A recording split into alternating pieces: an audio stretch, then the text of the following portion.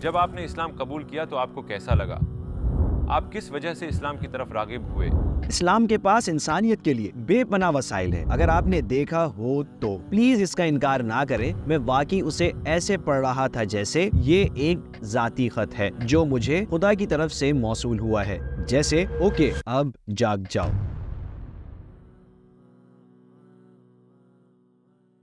Gregory وینڈم کون ہے اور کیا آپ ہمیں اپنے بارے میں مختصراً بتا سکتے ہیں؟ السلام علیکم، میں بہت خوش ہوں کہ مجھے یہاں انوائٹ کیا گیا ہے۔ میرا نام گریگری وینڈم ہے۔ میں برسلز بیلجیم میں پیدا ہوا تھا۔ میری پیدائش ایک غیر مذہبی خاندان میں ہوئی تھی جو بیلجیم میں ایک معمول ہے، اور شاید تمام فرانسیسی بولنے والے علاقوں میں بھی، کیونکہ میری مادری زبان فرانسیسی ہے۔ بیلجیم میں ہمارے یہاں 3 زبانیں ہیں، تو میں بیلجیم میں پلا بڑھا۔ میں ایک عام سا بیلجین بچہ تھا۔ میں نے ایک کیتھولک بورڈنگ اسکول سے تعلیم حاصل کی، اگرچہ میرا خاندان مذہب مخالف تھا، مگر انہوں نے دیکھا کہ بہترین اسکول کیتھولکس کے ہی تھے۔ میں 8 سال کی عمر سے ایک بورڈنگ اسکول میں تھا۔ قدیم ایبی ایک بہت خوبصورت جگہ ہے جہاں ایک کیتھولک سینٹ دفن ہے۔ تو یہ ہے میری ساری کہانی۔ بالکل تو آپ کی تربیت عیسائی نصاب کے مطابق ہوئی تھی؟ بالکل، لیکن بنیادی طور پہ یہ ایک اوپن مائنڈڈ اسکول تھا، لہٰذا ہم تمام کلاسیکل کورسز پڑھتے تھے۔ مثلاً ہم ہر روز چرچ نہیں جاتے تھے، یہاں تک کہ مجھے یاد نہیں پڑتا کہ میں بہت زیادہ چرچ وغیرہ گیا ہوں۔ یقیناً ہمارے پاس ہفتے میں 2 گھنٹے ہوتے تھے۔ مذہبی کلاس بھی بہت اوپن مائنڈڈ ہوتی تھی، کیونکہ وہ جانتے ہیں کہ بیلجیم کے لوگ سیکولر ہیں اور وہ اب مذہب پر عمل نہیں کرتے، اس لیے وہ ہمیں اس انداز سے نہیں پڑھاتے جیسے وہ اپنے ساتھی کیتھولکس کو پڑھاتے ہیں۔ تو یہ ایک بہت اوپن، فلسفیانہ، اخلاقی اور جیسا کہ آپ نے کہا روحانی قسم کی تعلیم تھی۔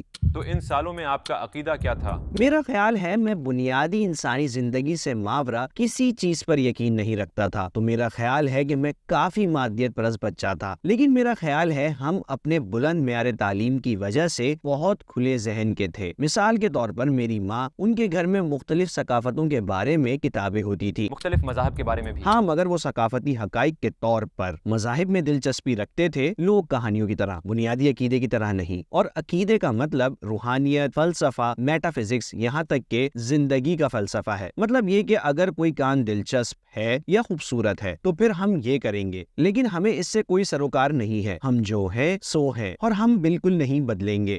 مسلمان ہونے سے پہلے اسلام کے بارے میں آپ کا کیا تصور تھا؟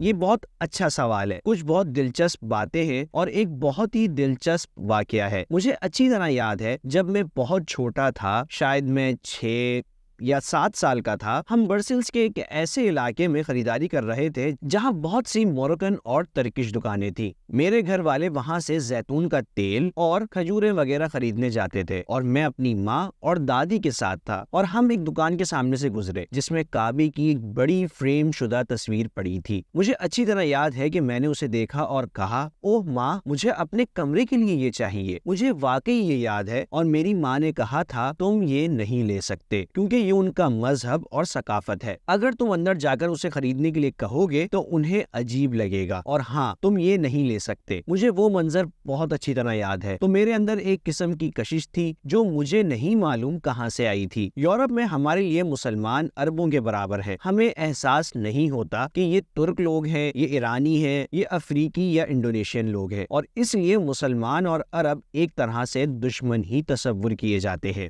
صلیبی جنگوں کے بارے میں یورپ کے کچھ خاندانوں کی تصویر کشی بھی اسے نسل پرستانہ نہیں، صرف ایک ثقافتی چیز کے طور پر پیش کرتی ہے۔ ہم بہادری، قرون وسطیٰ اور روحانی قسم کی تعلیم سے محبت کرتے ہیں۔ یہ کہانیاں یورپی ثقافت کے لیے بہت اہم کہانیاں ہیں، لیکن ان کہانیوں میں ولن ہمیشہ عرب ہوتا ہے۔ کیا وجہ تھی کہ آپ نے اسلام کی طرف کشش محسوس کی؟ جیسا کہ میں نے کہا، میں ثقافتوں اور آئیڈیاز کے بارے میں متجسس تھا، اور اسکول میں میری ملاقات ایک خاندان سے ہوئی جو آدھا الجزائری، آدھا بیلجین اور مکمل سیکولر تھا۔ وہ اس چیز پر بالکل عمل نہیں کرتے تھے اور بہت اچھے لوگ تھے۔ میں ان کی بیٹی سے ملا، ہم دوست تھے اور میرا اس کے گھر بھی آنا جانا تھا، اور ایک موقع پر میں نے صرف اتنا کہا تھا، اوہ، آپ کے پاس فرانسیسی زبان میں قرآن ہے؟ یہ میرے لیے بہت دلچسپ بات ہے۔ کیا میں اسے صرف پڑھنے اور جاننے کے لیے لے سکتا ہوں؟ کیونکہ میں نے کبھی قرآن کو اس طرح نہیں کھولا تھا۔ ہاں، اسے گھر لے جاؤ۔ اور یہ میرے لیے ایک بڑا جھٹکا تھا۔ ہاں، میرا خیال ہے پہلے لمحے سے ہی جب میں نے پہلے الفاظ پڑھے تو میرے ذہن میں تھا کہ اس میں کچھ خاص ہے۔ میں زندگی میں پہلی بار ایسی چیز پڑھ رہا تھا جو میرے علاوہ کسی اور شخص یا چیز کے بارے میں نہیں تھا۔ یہ مجھ سے بات کر رہا تھا۔ ایسا لگ رہا تھا جیسے مجھے کتاب سے بولنے کی آواز سنائی دے رہی ہو۔ تو یہ بہت ہی حیران کن تجربہ تھا۔ مجھے اس وقت کی اپنی حالت اچھی طرح یاد ہے۔ میں حیرت زدہ تھا کیونکہ میں 15 سال کا اسکیٹ بورڈنگ اور دوستی یاری والا بچہ تھا جسے اس قسم کی چیزوں میں کوئی دلچسپی نہیں تھی، لہٰذا میں حیران تھا۔ اس کتاب میں کہا گیا تھا کہ یہ واضح ثبوت ہے کہ ٹھیک ہے، بس اب جاگ جاؤ اور اپنے ارد گرد دیکھو، کیا تم دیکھتے نہیں؟ اور ایسا تھا۔ ہاں، یہ سچ ہے۔ میں واقعی دنیا کو اس طرح دیکھتا ہوں اور مجھے دنیا کو اس طرح دیکھنا چاہیے اور مجھے خود کو اس دنیا کے حصے کے طور پر اس طرح دیکھنا چاہیے۔ تو ایسا لگتا تھا جیسے یہ آپ سے براہ راست بات کر رہا ہو، اللہ آپ سے براہ راست بات کر رہا تھا۔ یقیناً میں واقعی اسے ایسے پڑھ رہا تھا جیسے یہ ایک ذاتی خط ہے جو مجھے خدا کی طرف سے موصول ہوا ہے، اور یہ بھی کہ یہ خدا ہے۔ میں نے خدا کے بارے میں اس طرح کبھی نہیں سوچا تھا، تو یہ میرے لیے بھی بہت بڑا انقلاب تھا۔ یہ حقیقت کے بارے میں اور دراصل عالمگیر سچائی کے بارے میں ایک آفاقی پیغام ہے۔ اور اس کے بعد کیا ہوا؟ میں نے وہاں موجود اس الجزائری خاندان کے سامنے دل کی بات کہہ دی۔ اوہ، کیا کمال کتاب ہے، ناقابل یقین۔ مجھے لگتا ہے کہ میں مسلمان ہونے جا رہا ہوں، صرف قرآن پڑھ کر؟ جی ہاں، اور کسی باعمل مسلمان کو جانے بغیر۔ بنیادی طور پر میں واقعی قائل ہو گیا تھا۔ میرے ارد گرد کوئی مسلمان نہیں تھا اور مجھے اس سے کوئی فرق نہیں پڑتا تھا۔ میری دوست نے اپنی ماں کے ذریعے مجھے نماز پڑھنے کے بارے میں ایک کتاب منگوا دی تھی، 5 ستون اسلام کی بنیادی تعلیم۔ تو میں 2 سال سے بورڈنگ اسکول کی تیاری کر رہا تھا اور اکیلے ہی اسلام پر عمل کر رہا تھا۔ آپ کے خاندان اور دوستوں کا اس پر کیا رد عمل تھا؟ میرے دوستوں کو اسلام کے بارے میں کچھ معلوم نہیں تھا۔ آپ جانتے ہیں کہ وہ اسکیٹ بورڈ کڈز تھے، ہنسی مذاق موج مستی کرنے والے نوجوان، اور وہ بس یہی کہتے تھے، تم وہاں کیا کر رہے ہو، یہ سب کیا ہے۔ وہ مجھ پر ہنستے تھے، لیکن وہ اچھے لوگ تھے، تو انہوں نے قبول کر لیا تھا کہ یہ اس کا معاملہ ہے۔ میرا خیال ہے میرے دوست اور خاندان والے سب سمجھتے تھے کہ یہ صرف ٹین ایج کا جنون ہے، جی ہاں، وقتی جنون جو وقت کے ساتھ ختم ہو جائے گا۔ پھر بھی جو چیز آپ کے یورپی ذہنوں کے لیے ناقابل برداشت ہے وہ ہے قوانین۔ آپ شراب پینا کیوں چھوڑ دیں؟ آپ کو سور کا گوشت کیوں نہیں کھانا چاہیے؟ یہ صرف گوشت ہے۔ مسئلہ کیا ہے؟ آپ کو روزہ کیوں رکھنا چاہیے؟ یہ آپ کی صحت کے لیے اچھا نہیں ہے۔ ان کے لیے قوانین پر عمل کرنا حقیقت میں یہ وہی چیز ہے جس سے وہ دور بھاگتے ہیں اور جس کے خلاف وہ ہمیشہ لڑتے رہے ہیں۔ بالکل، تو ہمارا بیٹا یا بھائی خود پر ایسے اصول کیوں مسلط کر رہا ہے جنہیں وہ سمجھتے ہی نہیں؟ کیا آپ کے لیے دن میں 5 بار نماز پڑھنا مشکل تھا، یا آپ کے لیے ایک ماہ میں 30 دن روزہ رکھنا مشکل تھا؟ نارتھ کی وجہ سے روزہ رکھنا کوئی مسئلہ نہیں تھا۔ میرا پہلا رمضان نومبر میں آیا تھا۔ بنیادی طور پر میرا روزہ صبح 8 سے شام 5 بجے تک ہوتا تھا، جو بہت آسان تھا۔ اس کے بعد میں نے نارتھ میں گرمیوں میں بھی رمضان کا تجربہ کیا، جو کہ 21 گھنٹے کے روزے کی طرح ہے، جو واقعی بہت مشکل ہے۔ لیکن اس وقت رمضان واقعی کوئی مسئلہ نہیں تھا، لیکن باقاعدگی سے نماز پڑھنا یقیناً ایک مسئلہ تھا۔ جب میں بورڈنگ اسکول میں تھا تو نماز پڑھنے کا موقع تلاش کرنا بہت مشکل ہوتا تھا۔ میں اسکول وغیرہ کے بعد نمازیں ادا کرنے کے طریقے تلاش کرتا رہتا تھا، لیکن یہ سب سے اہم کوشش تھی۔ کیا آپ نے اپنے ارد گرد کے لوگوں کو اسلام کا پیغام پہنچایا، اور کیا آپ کی وجہ سے کوئی مسلمان ہوا؟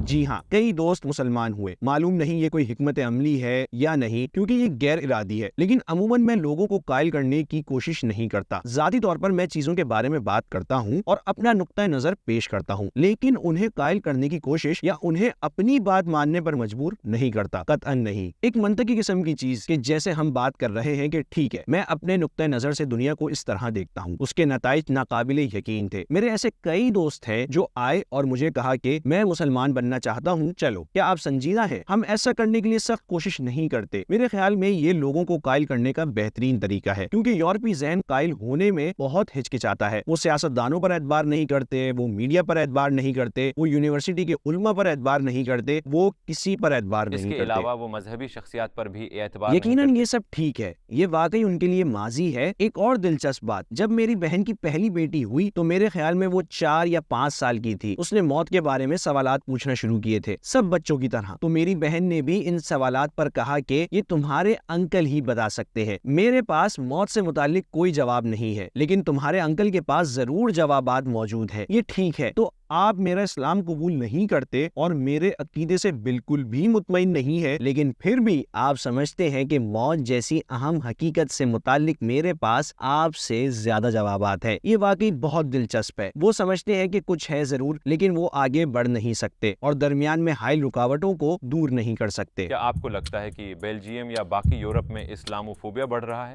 اور اس کی روک تھام کے لیے کیا کرنا چاہیے؟ میرے نقطۂ نظر کے مطابق جواب ہاں اور نہیں ہے۔ ہاں، کیونکہ یہ میڈیا اور کچھ سیاستدانوں میں واضح ہے، اور 9/11 کے بعد سب کچھ تبدیل اور بدتر ہو گیا، اور یورپ میں حملوں کے بعد تو یہ قابو سے باہر ہو گیا تھا۔ چارلی ہیبڈو۔ ہاں، اور بیلجیم میں ایئرپورٹ کے اندر سب وے پر حملہ ہوا تو یہ سب چیزیں بہت خوفناک تھیں، تو یقیناً ایک احساس تو موجود ہے کہ اسلاموفوبیا بڑھ رہا ہے۔ پھر بھی میں نے بیلجیم میں حملوں کے بعد واضح طور پر دیکھا کہ بہت سے لوگ اسلام کے بارے میں جاننا چاہتے تھے، یہ ایک نئی بات تھی۔ وہ حیران ہوتے ہیں کہ اس مذہب میں آخر ہے کیا، میں سمجھنا چاہتا ہوں کہ مقصد کیا ہے، تو وہ سوال پوچھنے لگتے ہیں۔ پہلے وہ نہیں پوچھتے تھے، تو وہ ایک قسم کا پوشیدہ اسلاموفوبیا تھا، اور آج یہ ایک انتہائی شعوری طور پر موجود اسلاموفوبیا ہے، لیکن کچھ لوگوں کے لیے یہ اسلام کو جاننے کا موقع ہوتا ہے۔ اسلام سے پہلے زندگی میں آپ کا مقصد کیا تھا اور اسلام کے آنے کے بعد کیا مقصد ہے؟ میں ہمیشہ سے ایک مثالی شخص رہا ہوں، مجھے لگتا ہے میرا مقصد ٹھیک تھا، میں دنیا بدلنے جا رہا ہوں، اور شاید آج بھی میں دنیا بدلنا چاہتا ہوں۔ مجھے لگتا ہے کہ میں اسے بالکل مختلف طریقے سے دیکھتا ہوں۔ مجھے لگتا ہے کہ مجھے سب سے پہلے خود کو بدلنے کی ضرورت ہے۔ آپ اس لیے نہیں بدلتے کیونکہ آپ بدلنا چاہتے ہیں، آپ کو واضح طور پر معلوم ہونا چاہیے کہ آپ دنیا میں کیا تبدیلی چاہتے ہیں۔ تو ہاں، آج میں اس علم کی اہمیت کو سمجھتا ہوں، انسانوں کو بہتر طور پر جاننا، بہتر طریقے سے جاننا کہ دنیا کیسے کام کرتی ہے، اور اپنے اہم وسائل یعنی اسلامی روایت کو بہتر طور پر جاننا۔ ہماری دعوت قبول کرنے کے لیے آپ کا بہت بہت شکریہ، اور میں آپ کی تعلیم اور آمین۔ آپ کے اسلامی طرز زندگی کے لیے دعا گو ہوں۔ آمین، بارک اللہ فیکم۔